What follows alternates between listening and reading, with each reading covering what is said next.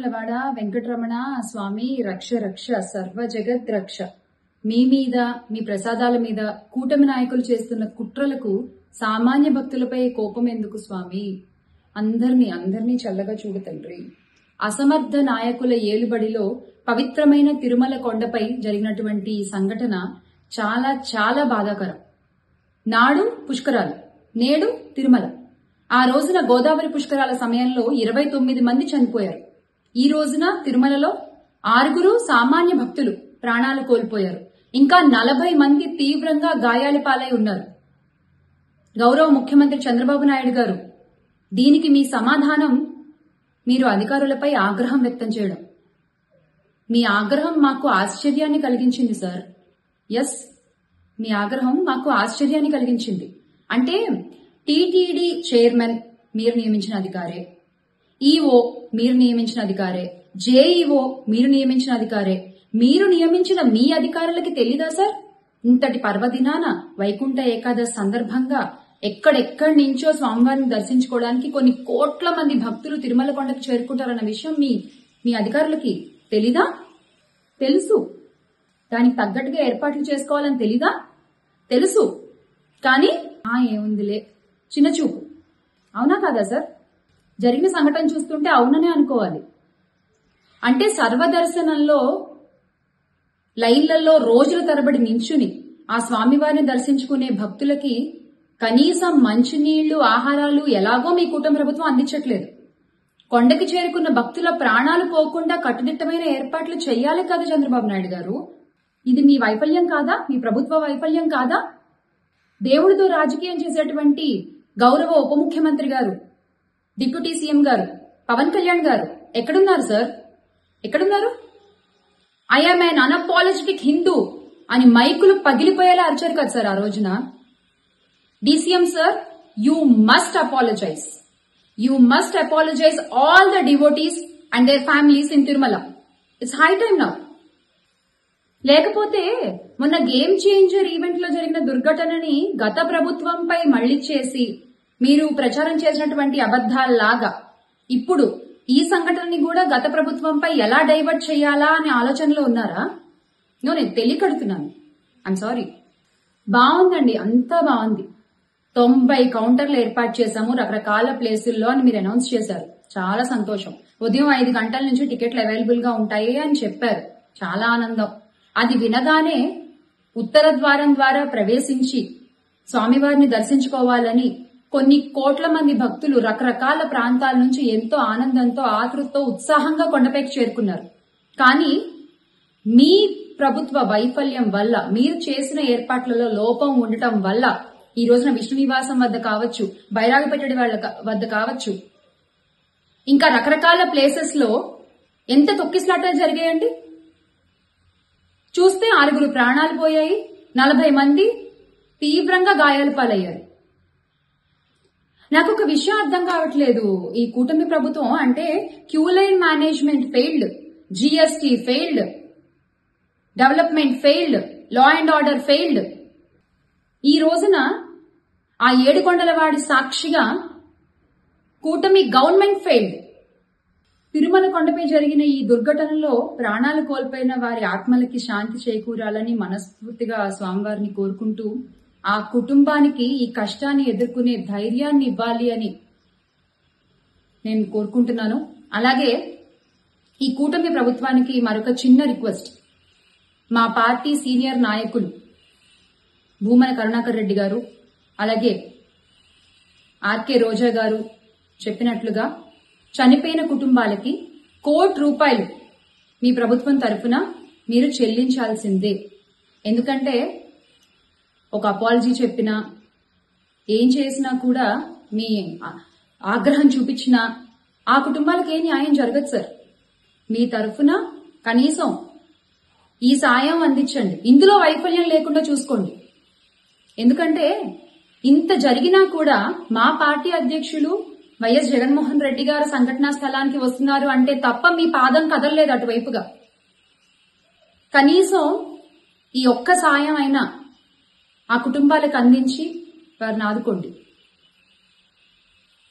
Let's all make Andhra great again. With Jagan అన్న. మొన్న అడవుల్లోకి వెళ్ళాలంటే నక్సలైట్లు మందు పాత్రలు పెడతారంటే పెడితే పెట్టండి, పేలిపోతాను, కానీ నేను ఆపను నడక. అంత తెగించున్నాను, గుర్తుపెట్టుకో. ఎందుకంటే నేను అభివృద్ధి కావాలి. పోలీస్ వ్యవస్థ ఏం చెప్తారు, సార్ అక్కడ వెళ్తే మీరు మందు పాత్రలు ఉంటాయి, ఇబ్బంది పెడతారు, భయపెడతారు. భయపడేవాడిని రాజకీయాల్లోకి రాకూడదు. మంచి చేయాలని వచ్చాను, నాకు భయం లేదు. నాకు అంటే ఇంత తెగించిన వాడిని ఆకు రౌడీలు కానీ చిల్లర వేషాలు వేసేవాళ్ళు కానీ నేను భయపడతాను. అందుకని చాలా జాగ్రత్తగా ఆలోచించి అందరూ దయచేసి మసలండి. ఎందుకంటే నేను తెగించానంటే మటుకు ఇంకెవరు తెగించరు, అంత పిచ్చగా తెగిస్తాను నేను. ఎందుకంటే నేను నిన్న ఎందుకు క్షమాపణ చెప్పాలి, ఎందుకు క్షమాపణ చెప్పాలి? నేను బాధ్యత అడిగాను, మీ ఓట్లు అడిగాను నేను. తిరుమల డైరెక్ట్ నాకు సంబంధం లేకపోవచ్చు, కానీ నేను దాంట్లో భాగస్వామ్యం ప్రభుత్వంలో. మీరు నారా చంద్రబాబు గారు గెలవకపోయినా, నేను గెలవకపోయినా, 164 మంది ఎమ్మెల్యేలు గెలవకపోయినా టీటీడీ బోర్డు ఎక్కడి నుంచి వస్తుంది? చైర్మన్ ఎలా నియమితం అవుతాడు? ఆయన ఈఓ ఎలా నియమితం అవుతారు? ఈఓ ఎలా నియమితులు అవుతారు? మేము గెలిస్తేనే మీరు, అది ఎక్కడి నుంచి వచ్చింది మా గెలుపు? మీరిస్తే. అందుకు మీకు నేను క్షమాపణలు చెప్పాను. నేను కోరుకునేది ఒకటే, ఎప్పుడో చెయ్యని తప్పుకి, జపాన్ లాంటి దేశంలో ప్రధానమంత్రి ఆయన పుట్టక ముందు జరిగిన తప్పుకి ఆయన పార్లమెంట్ లో క్షమాపణలు చెప్పారు. మనం నేర్చుకోవాల్సింది.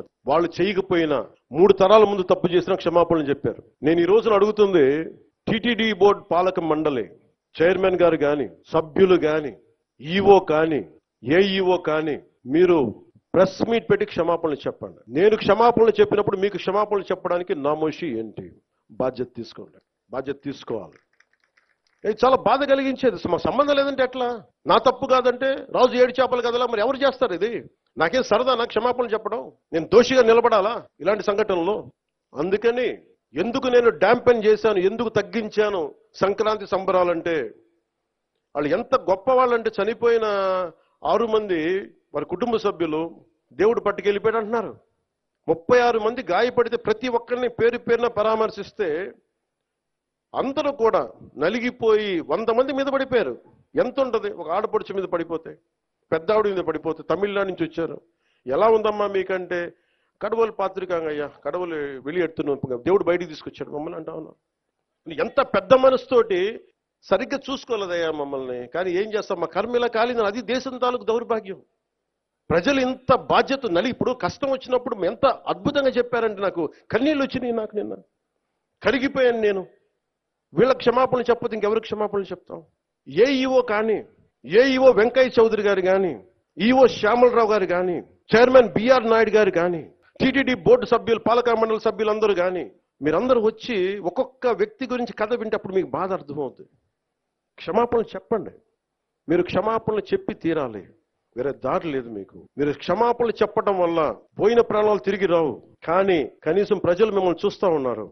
అది మటుకు జ్ఞాపకం పెట్టుకొని అందరూ తగ్గి క్షమాపణలు చెప్పండి, చాలా అవసరం అది. ఎందుకంటే ఈరోజు రాష్ట్రం మొత్తం, దేశం మొత్తం మీరు చేసిన తప్పుకి సంబరాలు జరుపుకోవడానికి ఆలోచిస్తూ ఉన్నారు. 4 లక్షల మంది ప్రజలు గరుడోత్సవాలకు వస్తే క్రౌడ్ మేనేజ్మెంట్ చేయగలిగే వాళ్ళు అక్కడ చేయలే. 2500 మంది. చాలా బాధ అనిపించింది. Lack of management, crowd management లేక, ఎవరిని ఎంతమందిని కూర్చోబెట్టాలి ఈ ఆలోచన లేక, అది కానిస్టేబుల్స్ గా దగ్గర నుంచి అధికారులు, ఎస్ఐలు, సిఐలు, 1100 మంది పైచిలకు పోలీసు. కానీ దురదృష్టం జరిగిపోయింది. సో నేను ఈ సందర్భంలో నేను ఒక కొత్త ప్రయాణం మొదలు పెడుతున్నాను. 6 నెలల తర్వాత ప్రతి జిల్లాకి వస్తాను. అది మనం పిఠాపురంతో మొదలు పెడుతున్నాను. ప్రతి గ్రామం, మన ఉప్పాడ దగ్గర నుంచి మత్స్యకార గ్రామాలు కావచ్చు, ప్రతి గ్రామం నేను వెళ్ళి కనుక్కొని, ఎందుకంటే నేను పనిచేయడానికి వచ్చాను మీకోసం. నేను నాయకులందరినీ కలుపుకెళ్తాను. అది వర్మ గారు కావచ్చు, కృష్ణరాజు గారు కావచ్చు, ప్రతి ఒక్కరు మా జనసేన నాయకులు కావచ్చు, పేరు పేరున నేను చాలా బాధ్యతగా ఉంటాను. ఇంత పని చేసేవాడిని అది గొడవ పెట్టుకోవాలంటే నేను వెనకండి, అది కూడా గుర్తుపెట్టుకోండి. నాకు అంత తెగింపు ఉండదు. మీరు అడవుల్లోకి వెళ్ళడానికి భయపడతారు. నాకు బిడ్డలు ఉన్నారు, 4 బిడ్డలు. పోవడానికి నాకు చాలా కోట్ల సంపాదన ఉంది, కెరీర్ ఉంది నాకు. ఇవన్నీ వదిలి నేను అడవుల్లోకి వెళ్ళి మందు పాత్రలు ఉంటాయా లేదా అని భయంతో ఎందుకు వెళ్ళాలి? నాకు ఇష్టం అంత ప్రజలంటే, ప్రేమ నాకు. ఎంతసేపు కూర్చొని శ్రీశ్రీ కవితలు చదివి, బాలగంగాధర్ కవితలు చదివి అవి ఉటంకించడానికి నేను ఒక స్టేజ్ మీద నేను కవిని కాదు, నేను పనిచేసేవాడిని. విప్లవకారుడు రాజకీయ నాయకుడు అయితే ఎలా ఉంటుంది? ఇలాగే ఉంటుంది. విప్లవకారుడు తుపాకీ పట్టుకోకుండా ఓటు నమ్మితే ఎలా ఉంటుంది? ఇలాగే ఉంటుంది. నా డబ్బు మీద మమకారం లేదు, పేరు మీద ఇష్టం లేదు, బాధ్యతే ఉంది నాకు. అందుకని నాతో ప్రేమైనా సరే, గొడవైనా సరే, రెండింటికి నేను సిద్ధం. అందుకని దయచేసి నేను డబ్బుకు ఆశపడో, పేరుకు ఆశపడో, నాకు భగవంతుడు కావాల్సినంత పేరు ఇచ్చాడు. అవసరమైనంత డబ్బు ఇచ్చాడు. నేను కోరుకుందల్లా మా నాన్న కష్టం చూశాను. నిజాయితీగా ఉంటే ఒక వ్యక్తి ఎలా నలిగిపోతాడని నేను చూశాను. పడలేక అవినీతితోటి సెలవులు పెట్టేవాడు మా నాన్న. ఆయన కష్టం చూశాను. మొత్తం అవినీతిమయం అయిపోయింది కాదంటలా, కానీ అవినీతిమయంలో కూడా ఎంతో కొంత చిన్నపాటి తక్కువ అవినీతి చేయించే పరిస్థితిలో ఉన్న ఆలోచిస్తాం తప్ప అవినీతి నిర్మూలించలేం. నేను అదే కోరుకుంటా ఉన్నాను. బాధ్యతగా ఉండాలి. అందుకని నేను మీ అందరికీ పేరు పేరున సంక్రాంతి శుభాకాంక్షలు చెప్పడానికి మనసు రావట్లేదు. మీరు ఆనందంగా ఉండాలి ఈ శుభ సందర్భంలో మనస్ఫూర్తిగా కోరుకుంటూ, నాకు ముఖ్యమంత్రి గారికి, గౌరవ ముఖ్యమంత్రి గారికి, శ్రీ నారా చంద్రబాబు నాయుడు గారికి చాలా అద్భుతంగా ఆయన సహకారం అందిస్తూ ఉన్నారు. వారికి నా ధన్యవాదాలు తెలియజేస్తా ఉన్నాను. 2,08,000 కోట్ల పెట్టుబడిని మాకు ఇచ్చినందుకు ప్రధానమంత్రి శ్రీ నరేంద్ర మోదీ గారికి మనస్ఫూర్తిగా నా ధన్యవాదాలు.